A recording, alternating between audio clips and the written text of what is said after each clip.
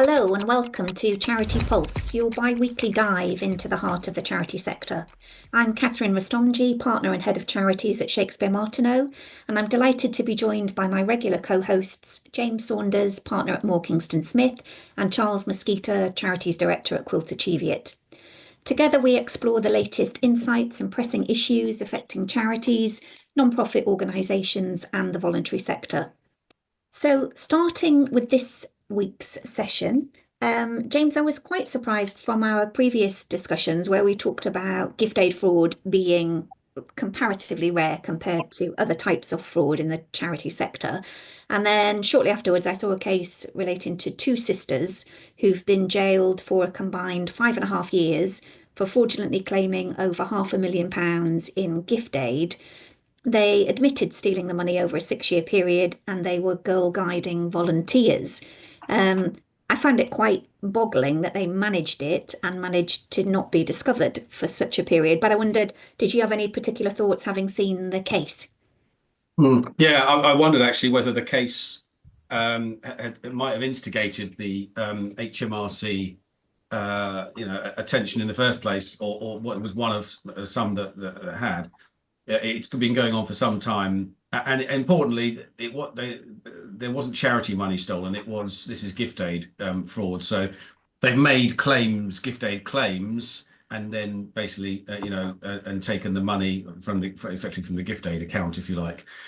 So their crime was against the government and HMRC rather than necessarily the charity, which it doesn't lessen the crime, but it does. It's important that it's not charity money specifically that's been stolen here. However, it does talk to that point that we have raised or talked about in the last couple of sessions about it's gift aid. To me, it brings together gift aid and banking. The gift aid system is actually fundamentally done on trust to a large extent. HMRC trusts charities to make honest claims, and if it has reason to doubt those claims, it will investigate. But there's no active process to review those claims.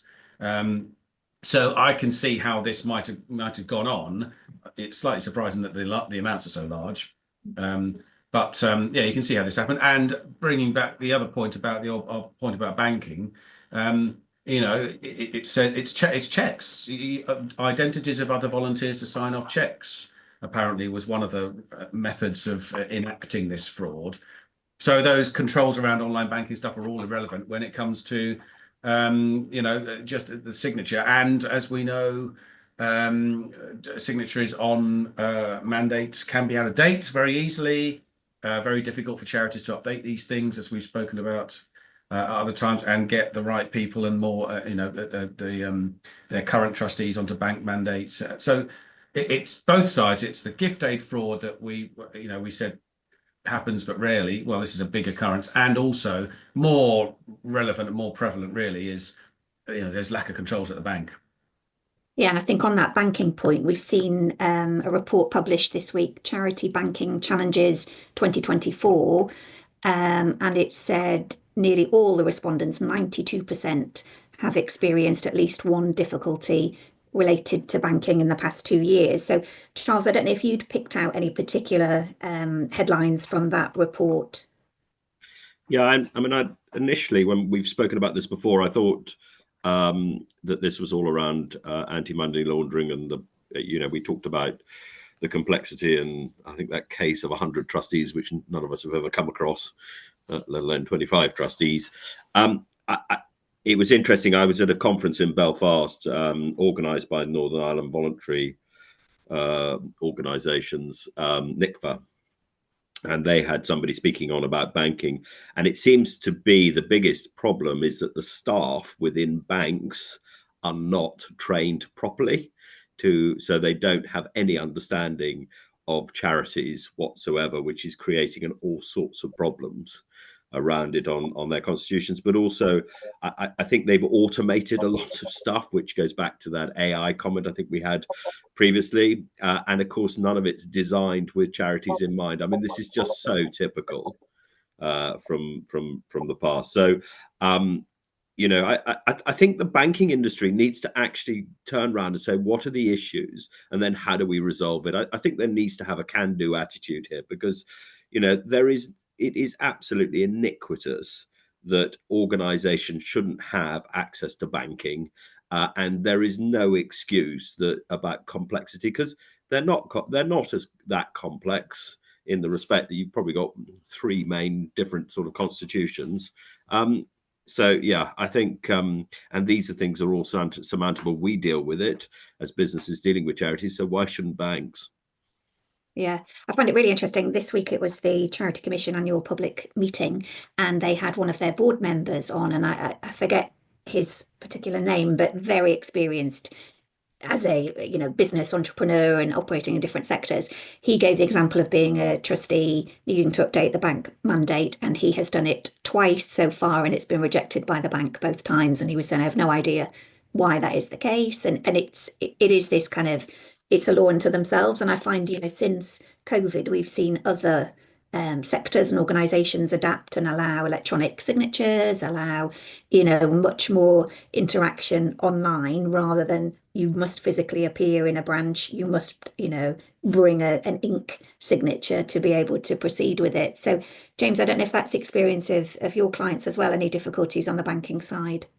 Absolutely. I mean, just this week, exactly that, desperately trying to get the bank mandate updated, been trying for, I mean, it's years, it's not just months, years to get bank mandates. And what I would say is the banks are, if they're not allowing the bank mandate to be updated, then they are inadvertently, if you like, allowing failures in control. If you've got a bank mandate that where there's a signatory from a trustee who hasn't been a trustee for 2 years, you're effectively allowing someone who has no responsibility in the charity to be responsible for the charity's money, which is, it feels like the tail wagging the dog here. The AML procedures, or the updating procedures are counter the real security issues over the control of the money. And that really is a major problem. It's also, I find it paradoxical in so many ways that updating online access to banks or online banking is really easy for charities, as easy as it is for everyone else. So you can put as many users on online banking as you want, if you are the main controller of the online account or the online super user or whatever it is. Whereas changing the mandate is virtually impossible. And that is a real issue. And I think, to be honest with you, an awful lot of people don't anymore really understand the difference between the mandate, which is the overriding contract, if you like, with the bank and sets out absolutely. And then there is the online access, which is the Wild West, frankly, in comparison. It's frightening, isn't it? I think, but it entirely, mirrors my observations of it. And also, I'm a chair of trustees, and I'd taken on the task of updating the bank mandate. And I thought, I am going to see this through to the end. But my goodness, it was just a ridiculous process. But yes, we have done it now, and I never, ever, ever want to do it again. So yeah. I think one of the biggest problems, isn't it, is you can't deal with a human being and have a conversation to find out what the problem is. And that was the biggest, I suppose, point that was made at this conference, was that, they'd send information in. It was like going into a black hole, and nobody would come back and tell them what the problem was. So, which I think is a real. I don't understand why the banks are doing this, other than if it's been driven by profit and what they see as efficiency. It's particularly relevant. I mean, it's Charity Fraud Awareness Week at the moment, but I've heard from other clients that there's been an increase in these what they call mass attack cyber hacking efforts on credit cards. So these, I think there was a very big one recently, the mass attack. Where the hackers just go randomly through as many numbers as they can, as quickly as they can, I think, to try and match accounts with password and all that sort of thing. But there is that's on the up again. So anyone with any charities with any credit cards need to be aware of that particularly heightened risk at the moment. I mean, but these things come in phases, don't they? This is just the one that's particularly relevant in this month or two. Interesting. Yeah, I thought of you this week, James, for Fraud Awareness Week, but my moment this week was the final publication of the Charity Commission inquiry report into the Captain Tom Foundation. It was a shame it was a day I had to work rather than a day I just wanted to sit on the sofa and devour every word of the report to see what's been going on. It did take 2 years for the Charity Commission to investigate and publish. It is complex, though. I mean, there's a lot in there in terms of how it was structured. Um, Two disqualifications of I suppose, primarily the founding trustees, which we already knew because that had been announced previously, but some shocking things in there about, unauthorized trustee benefit, not acting in the charity's best interest, fraudulent misrepresentation. There's everything and then some in that report. And I suppose in general, my sadness at reading it is the possible damage to public trust and confidence in charities generally.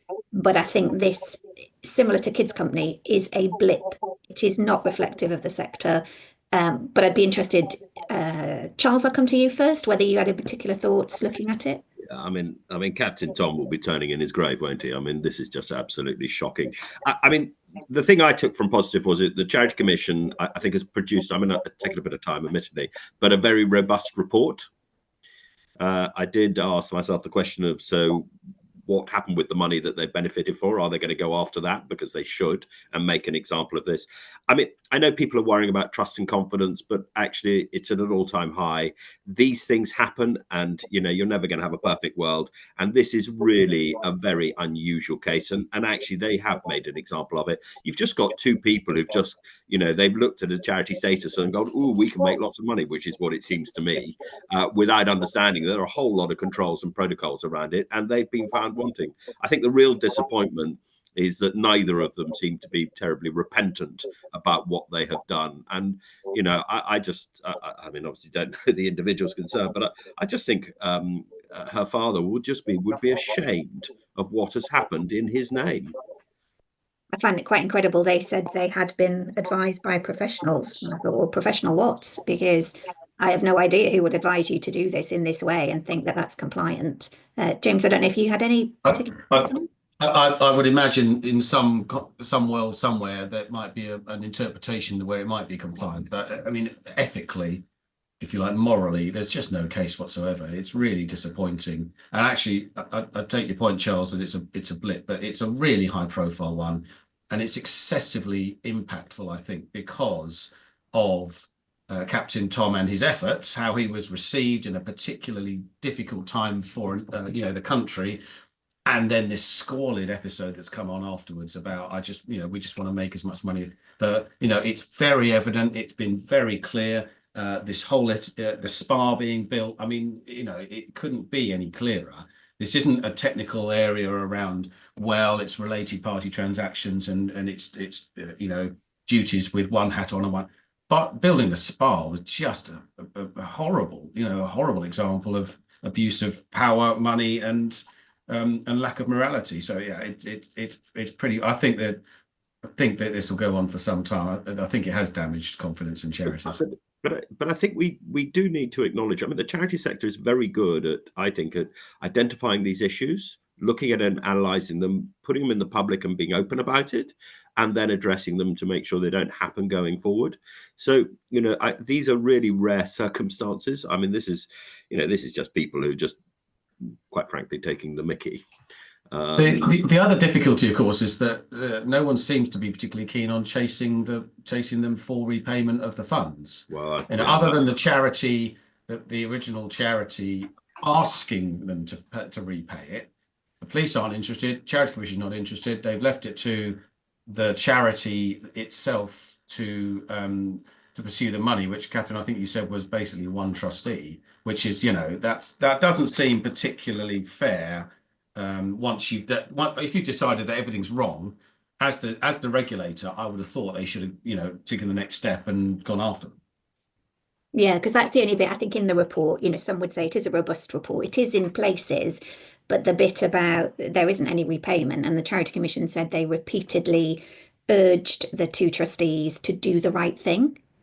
And you think, well, if that was an issue for them, we wouldn't be in this position in the first place. So that's not going to work as a tactic. I thought Yeah, that was appealing to their better nature. That's that horse has bolted, hasn't it? I'm afraid. Yeah. But perhaps that's what we should be calling for then, is the Charity Commission actually need to pursue this and to recoup as much money as they possibly can. You know, they've asked politely. Now is the time to say, tough, you've behaved badly, now you've got to pay, because they should not be profiting from this, which is clearly people behaving extraordinarily badly and not in any way that is justifiable. So I think, and I do think Catherine, they'd have been much better off, wouldn't they, saying, okay, we got some bad advice, if you like. We misinterpreted it. We can see our problems, full of remorse. That to me, they might have got away with this, but now they just look terrible. Yeah, they really look terrible. I mean, yeah. And if in doubt, don't issue a press release. Seems press release after press release. That's not how we communicate in the charity sector. I think it's just, odd. But maybe that's a recommendation we'll make to Orlando Fraser, who is the chair of the Charity Commission and announced this week that he will be stepping down in April next year. And I think as a chair, we've commented on him before. I think he's set a fantastic tone. He's been very clear in his communications, seems to be working very well with the new chief executive, David Holdsworth. So I suppose just, some further change at the Charity Commission. And we know that does have that ripple effect of a different chair has a different emphasis and approach. Any thoughts, Charles, on what the new chair needs to do, or changes at the Charity Commission? Yeah, I was sort of slightly surprised he was stepping down. It came out completely out of the blue. I think he's done a fantastic job. He's certainly set a much better tone than Baroness Stowell, his predecessor. And I think the Commission is in a much better place following his tenure. I hope that they find somebody of similar caliber. The one interesting comment Orlando made a number of years ago was about having somebody who comes with a legal background. And I actually think from a regulator's point of view, that's probably not a bad thing. I think his expertise is around commercial law, but I think that has certainly added a depth. And David Holdsworth seemed to be, starting off on the right foot. And seems to be doing a good job. So the appointment is really important, and I hope they just find the right person. Yeah. I almost felt you're suggesting I should go for it, Charles. I think I was going to say someone gobby. I think legal, yes. Someone, a little bit more soapboxy. I'm thinking of someone in particular. I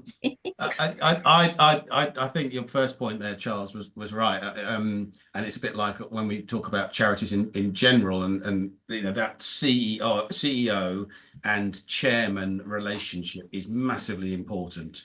You've got to work together. You've got to have the same ideas. You've got to be culturally similar. Not identikit, but if to have a close working relationship that's really productive, that relationship between CEO and chair, particularly here, is very important. The Charity Commission's got challenges. There's no doubt about it, and it's got a challenging time coming up as well.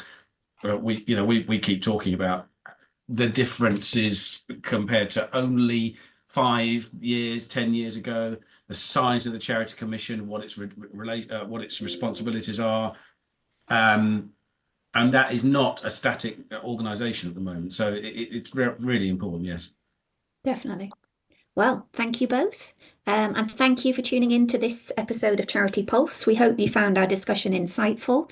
If you do have any questions or topics you'd like us to cover in the future, we'd love to hear from you. Please get in touch. We share our posts on various podcast platforms and also on our own firm's websites and LinkedIn. So different ways that you could get involved. And we hope to have you join us on future sessions of Charity Pulse. Thank you.